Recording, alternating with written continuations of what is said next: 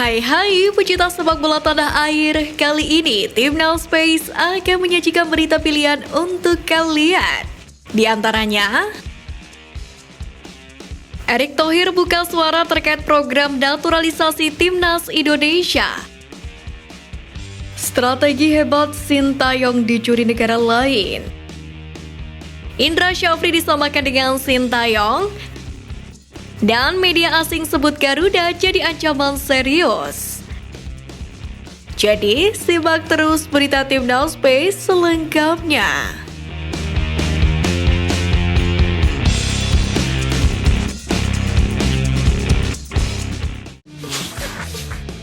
Sebagaimana diketahui, pemanggilan pemain untuk memperkuat Timnas Indonesia di luar kalender FIFA kerap menjadi heboh.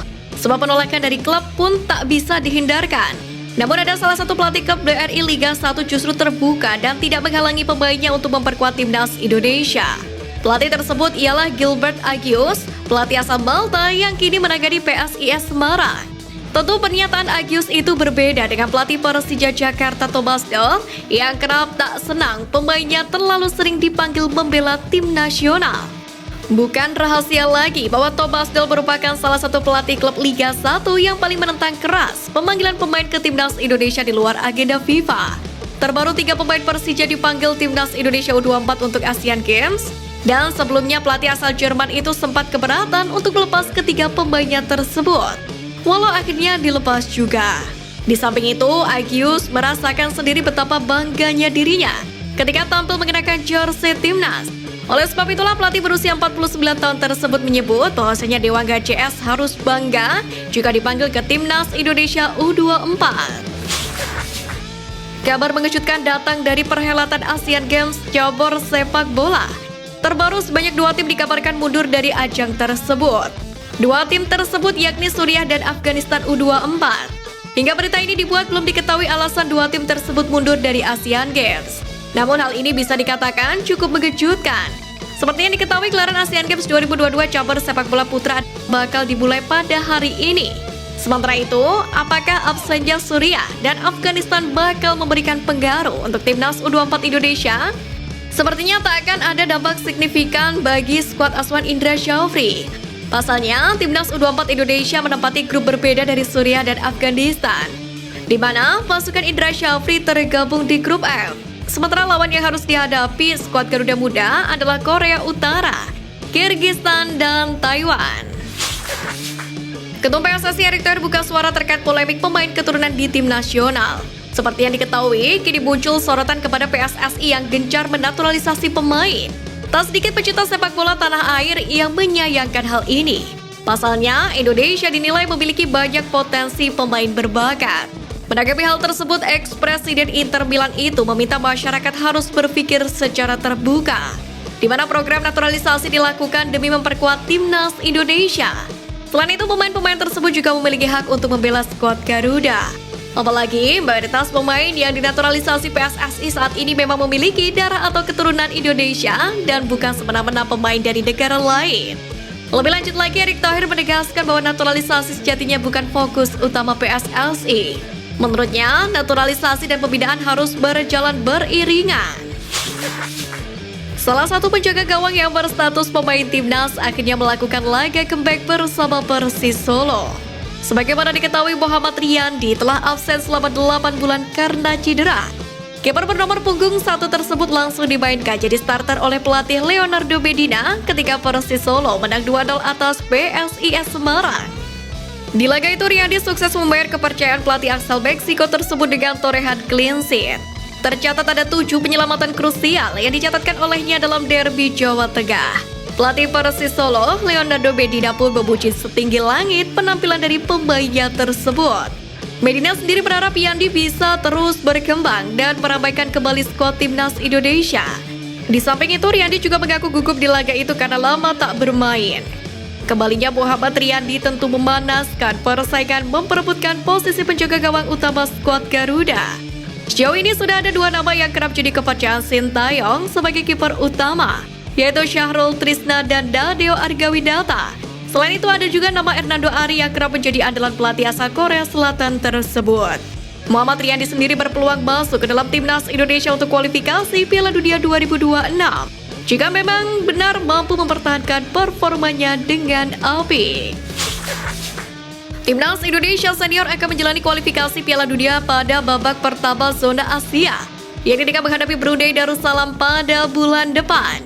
Jika skuad Garuda berhasil mengalahkan Brunei di dua laga ini, maka mereka akan tergabung di grup F bersama Irak, Vietnam, dan Filipina.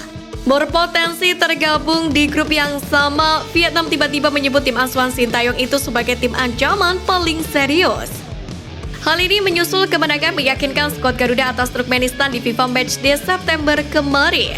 Menurut media Vietnam, Sohai kemenangan atas Turkmenistan menunjukkan kesiapan Indonesia untuk menghadapi dua ajang resmi. Selain itu, Soha mengakui ketangguhan Asnawi Mangkualam dan kawan-kawan lewat performa meyakinkan melawan Turkmenistan. Oleh sebab itulah, Soha menilai Indonesia bisa memberikan kesulitan bagi Vietnam di kualifikasi Piala Dunia dan juga Piala Asia. Sebagaimana diketahui, pelatih asal Korea Selatan itu hampir melatih timnas Indonesia selama 4 tahun. Dengan begitu, kerja keras Sintayong mulai menunjukkan hasil.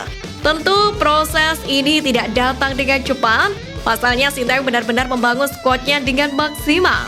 Aspek yang paling terlihat adalah fisik pemain yang mulai membaik dan banyaknya pemain yang muda yang membela timnas senior. Hal yang dilakukan Sintayong tersebut pun membuat winger timnas Indonesia Adam Alis pun buka suara. Menurutnya, hasil Sintayong membangun timnas sudah mulai terlihat. Dia menilai bahwa timnas sampai saat ini sudah mulai membaik. Proses tersebut cukup panjang hingga timnas bisa ada di titik ini. Pemain berusia 29 tahun ini pun optimis bahwasanya juru racik asal Korea Selatan tersebut bisa membawa Indonesia tampil di kancah dunia. Namun dia menyadari bahwa hal tersebut membutuhkan waktu, tapi semua dalam proses menuju arah yang lebih baik. Semenjak timnas Indonesia dilatih Sintayong, skuad Garuda pun kini mengalami peningkatan yang cukup signifikan. Bahkan kehebatan pelatih asal Korea Selatan itu mulai mendapatkan sorotan dunia. Berbagai komentar positif mulai membanjiri timnas Indonesia yang dianggap mengalami perkembangan pesat berkat tangan dingin Sintayong. Bahkan ada jurus andalan Sintayong di timnas Indonesia yang menjadi viral hingga mulai ditiru oleh negara Asia lainnya. Sudah tidak mengherankan dalam dunia sepak bola jika ada tim yang menunjukkan kualitas hebat, maka akan menjadi bahan perbincangan untuk dipelajari taktiknya. Salah satu jurus andalan Sintayong yang kini mulai ditiru negara lain ialah skema lemparan jarak jauh. Sebab sebagaimana diketahui, hal tersebut merupakan cara unik yang tak biasa namun cukup efektif untuk dipakai. Selain itu, bahkan ada staf pelatih dari negara Timur Tengah yang dikirim khusus untuk mengamati video-video permainan timnas Indonesia di bawah asuhan Sintayong. Sebagaimana diketahui, lawan timnas di Piala Asia maupun di kualifikasi Piala Dunia, ada tim yang berasal dari Timur Tengah yakni Irak. Timnas Indonesia U24 berada di grup F Asian Games bersama Kirgistan, Taiwan, dan Korea Selatan. Skuad Garuda Muda akan mengawali pertandingannya pada malam nanti dengan menghadapi Kirgistan U24. Untuk menghadapi ketiga tim di atas, sebanyak 22 pemain Timnas Indonesia U24 dipanggil Indra Syafri. Namun sayangnya, beberapa pemain tidak tersedia di ajang tersebut dikarenakan batal gabung dan mengalami cedera. Sebab itu, persiapan Timnas U24 untuk Asian Games 2022 sendiri bisa dibilang tak ideal, apalagi baru 16 pemain yang terbang ke Cina dan sisanya menyusul. Terlepas dari hal itu, Indra Syafri diyakini akan mampu mengatasi persoalan tersebut, karena dia memiliki kualitas dan pengalaman yang luar biasa sebagai pelatih.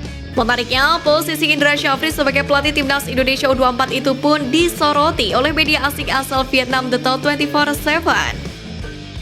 Dalam artikel tersebut, mereka tak ragu kualitas pelatih berusia 60 tahun itu hampir selevel dengan Sintayong. Media tersebut menilai Indra Syafri berhasil membuktikan kualitasnya dengan membawa Timnas Indonesia U22 juara SEA Games 2023.